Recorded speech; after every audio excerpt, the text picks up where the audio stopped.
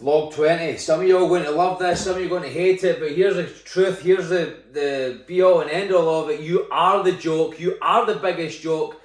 Well, until you wake the hell up. Excuse me till I have some coffee. So I've been here every single day, bringing hate, bringing truth. Well, most of you all have been doing the exact same thing. It was a bit like when I went to Atlanta to visit my hometown. Most people are doing the same thing that they were doing when I left, and I left well over 10 fucking years ago, maybe 15 years ago or more, and which says it a lot. That's what most of you all do, and living each day and each decision, each year, each month on repeat, rinse and repeat, and yet still complain about it. Listen, I've been here every single day bringing it, so let's just call it what it is. Your habits are the biggest joke. How you conduct yourself is the biggest joke and laughing stock, and I say that with love, because I want you to wake the fuck up. I want you to wake the hell up. You wake up every single day and complain about the life that you created, and then you do the exact same thing that got you there in the first place. You cry about your situation, but you won't change your habits. You blame, but you won't own. Right, you must own your shit to raise your ship. I'm going to say that again. You need to own your shit to raise your ship. All ships raise with the tide. Be the fucking tide. And that's why you're stuck. So here's the hard truth. It's not even a hard truth, it's just the fucking truth. Look around. Look at your body. Look at your bank account and your relationships. Everything in your life right now is a direct result of what you have created, chosen, or even tolerated. Because we have what we deserve, and therefore we have our standards. So, but instead of just owning it, you wish things were different. You wish, hoping and praying and kumbaya around about the campfire. You can't kumbaya your way to success. You can't wish, hope and pray your way to success, but it's just fucking own it. Like I said, own your ship to raise your ship. You wish you were fitter? Go to the fucking gym. Go out for a fucking run. Listen, you wish you were fitter. You wish you had more money. You wish you had a better life. You wish you had more energy, more confidence and more respect. But then you go right back to the same pathetic patterns and conduct that got you here in the first place. Well, not here, it got you there. Let me say this, real fucking loud and clear. Your habits do not serve you. They never have and they never will. Yet, you continue to conform and comply to them. Rinse and repeat, rinse and repeat.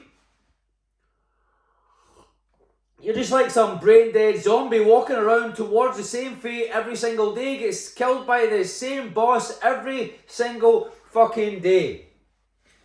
You know what the difference is between winners and losers? Winners own their decisions, losers make excuses. Winners execute, losers hesitate. Winners live with urgency, and losers live on autopilot. And here's a myth about risk-taking and sacrifice. If you're getting a reward at the end of it, it was not a risk and it was not a sacrifice. You call it a risk to chase your dreams. You call it a sacrifice to give up in the comfort or suffer zone that you're in for something greater. I call out bullshit. The real risk is staying exactly where you are. The real sacrifice is living a life less than God created for you. God didn't put you here to be weak.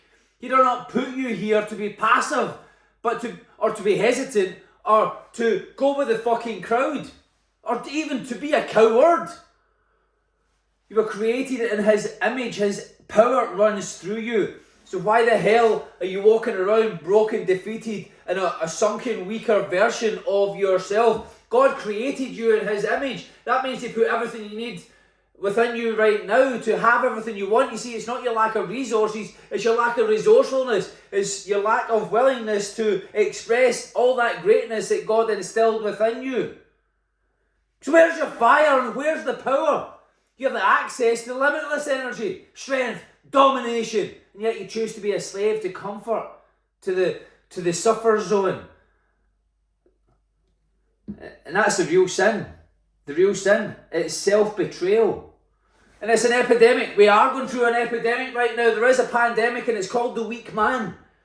Let's talk about it. Let's talk about these so-called men out there today. They're all slumped over, sunken, soft, weak, overweight, complaining, passive-aggressive, little entitled bitches. Needing approval from every other man, from culture, from society, from your fucking wife if you've got one. And just to feel like what? Like you exist? It's pathetic. You are pathetic and you can see it in your eyes and you know it. You can't look in the mirror without seeing a ton of regret. You were put here to lead. You were put here to stand tall, to dominate, to take full ownership. Yet here you are begging for validation, playing the victim, sitting around in your own filth of regret and self-pity. A real man steps up and leads himself first. A real man doesn't ask permission. He doesn't seek validation or approval. He moves without hesitation. Let's be real. It's not just men, it's everyone. This world is filled with passive, weak, emotionally soft people who get offended by the truth, who can take the truth personally into heart and get hurt and offended by it and crawl up in a corner and need their own separate room to go and be by themselves. You hate the people who call you out and call you up, but then they're the only ones who actually care about you. Your so-called friends who tolerate your pathetic ways, they're your real enemies. They enable your weakness to keep you in mediocrity and to hold you and your head under the water, and yet you call that friendship. Just think about that right now. You know who your real friends are? The ones who tell the truth, the ones who demand more from you, the ones who won't accept your excuses, your pathetic ways. No, I'm not your friend, I'm just here to wake you up. And it's time. It's time that you just lived your life. I still get this all the time, Chris. Don't take things so personally. What is more personal than the fucking grains of sand that are passing? I can't get that time back. Everything I do, I'm going to take personally. You need to take things more personally. You need to have emotionalised urgency towards what it is that you want. I hate sloth-like action, slow to action. You know, that is what I hate. I despise indecision. And you know what God detests? Hesitation. Now quit being slow to act is disrespectful. Successful people answer fast, act fast, execute fast. And you ever notice that the biggest losers in life are also the slowest movers? They might make a quick decision, but they're even faster to change their mind. Fuck that. Stick with it. Sit around and contemplate, overthink, hesitate, and then miss the window completely. You know why? Because they don't trust themselves. Because they've lied to themselves that much. They don't even believe that they've got it within their own ability to decide to do something right, because they can't show up for themselves to say they've got to do something, don't do it. Listen, I done 2,025 press-ups and 500 squats back to back 2 days ago. I did not want to do it. During it was a pure mind fuck. You know why I done it? It was because I said I would do it. I've got a big mouth. I put my money where my mouth is. I said, I'm going to do it. I done it. Not because I wanted to do it, I certainly didn't fucking feel like it. My mind had checked out, my body had checked out, but yet I continued. Why? Because I followed through what I said I was going to do, even long after the feeling had gone.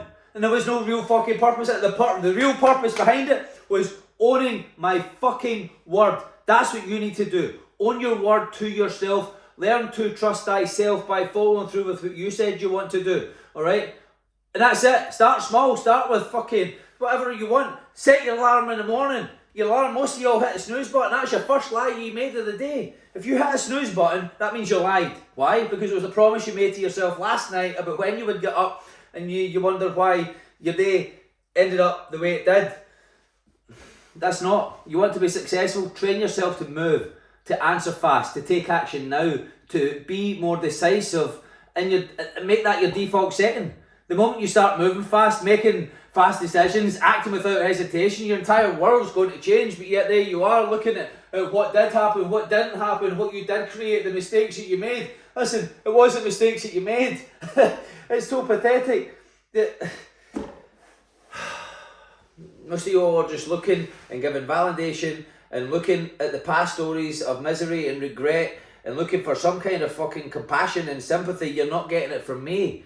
Because I don't need you to look at the flat tire. I need you to just and be in that level of destruction.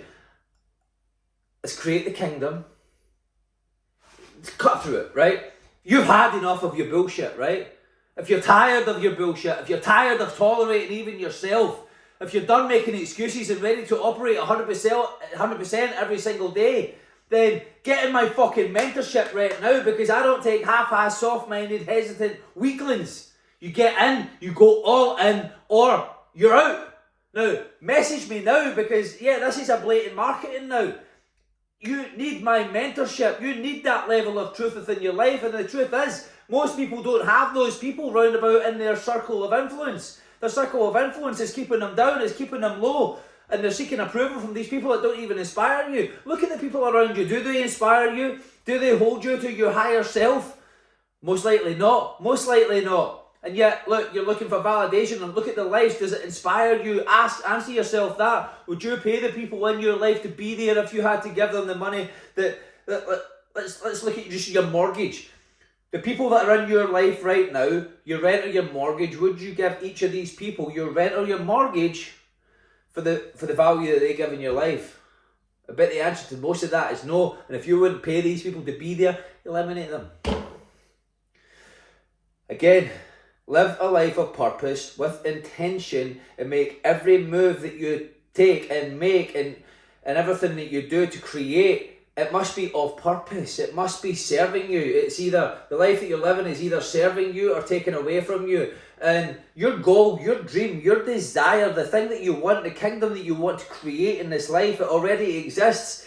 It's just a matter of, are you attracting it with the person that you are, or who you conduct yourself with, your daily habits and principles that you operate with, or are you repelling it with the same kind of values? What is your values? What do you stand for? Because if you stand for nothing, you've got to fall for everything. And that's not how you create a meaningful life. Message me.